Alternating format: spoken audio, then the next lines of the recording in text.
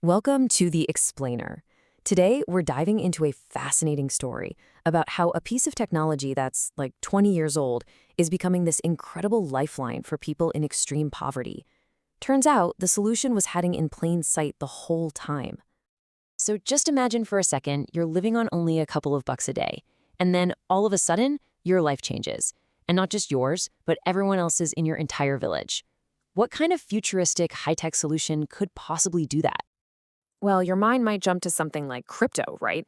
But nope, it wasn't some complex blockchain solution. That stuff's often pretty useless in places with little to no internet. And it wasn't a fancy new app cooked up in Silicon Valley either. The actual answer is much, much simpler. The hero of this whole story is the humble dumb phone. Yeah, that piece of tech most of us probably have shoved in a junk drawer somewhere. Now, to really get why this is such a game changer, you have to understand the sheer scale of the problem we're talking about. The World Bank says that almost 700 million people live in extreme poverty. That means surviving on less than $2.15 a day. So, okay, why is it so hard to get help to these communities? I mean, it sounds simple enough, right? Send help. But the real-world challenges of actually delivering that aid are just immense. Just think through the obstacles. In so many rural places, there are no banks. Carrying around physical cash, that makes you a target. A smartphone can cost like 2 months of savings, and just 1 gigabyte of data could chew up 8% of a person's entire monthly income.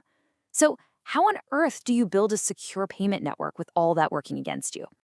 And here's what's so cool. The solution didn't come from some big Western aid organization. It came from Kenya almost 20 years ago, and it grew totally organically, born right out of what people actually needed. So here's what happened. Phone companies in Kenya noticed that people were basically trading their mobile airtime credits like cash. So they had this brilliant idea to just make it an official system. They called it M-Pesa, or mobile money. It lets you send and receive money with a simple text, essentially turning every phone's SIM card into a bank account. The absolute genius of the system was creating this whole network of local shopkeepers who pretty much became human ATMs.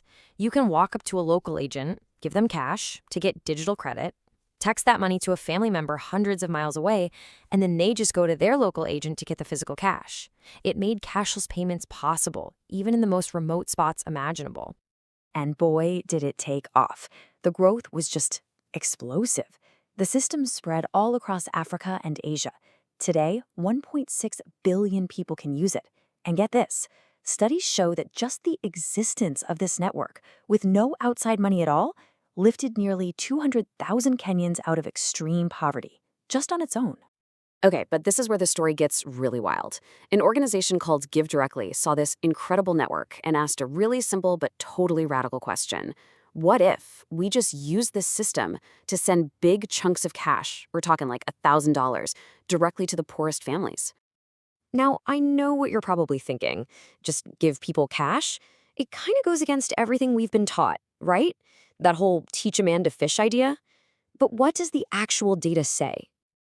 Well, the findings from Nobel Prize-winning research are pretty shocking.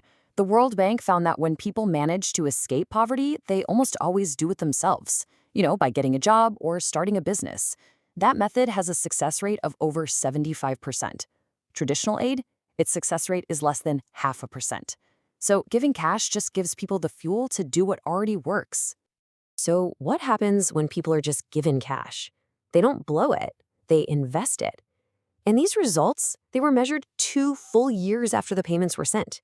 I mean, look at this. Incomes shot up, more businesses were created, kids did better in school. And that old stereotype about people misusing the money, they actually found a decrease in alcohol consumption.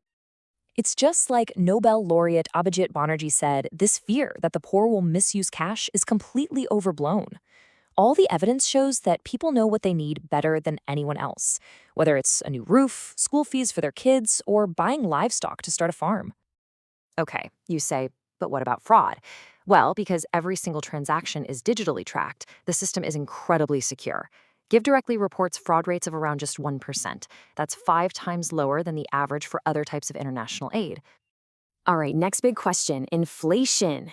Surely if you dump a ton of cash into a tiny local economy, prices are going to go through the roof, right? Well, one massive study pumped cash worth 15% of the entire local GDP into these villages. The results? Price inflation of 0.1%. Basically nothing. In fact, instead of causing inflation, they discovered this amazing economic multiplier effect.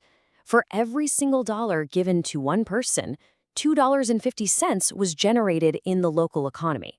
So it helped everybody, the people who got the money and their neighbors who didn't. So, what's the big picture here? This whole story really forces us to rethink what real impact even means when we talk about helping people around the world. You know, it's pretty ironic when you think about it. For decades, the West has been pushing these huge, complex projects. Remember the one laptop per child idea or the play pump? And they were well-intentioned, but they mostly failed. And here, one of the most effective solutions turned out to be a simple technology that Africa came up with for itself. And I think that's the real takeaway here. Maybe effective aid isn't about teaching people how to fish. Maybe it's about trusting them enough to give them the money to buy their own fishing pole, or fix their roof, or pay for medicine, or whatever else it is they actually need. It all comes down to trust and choice. So that leaves us with one last big question. If we've been thinking about poverty all wrong for so long, simply because we didn't trust people to solve their own problems, what other massive, unsolvable problems are we also getting completely wrong?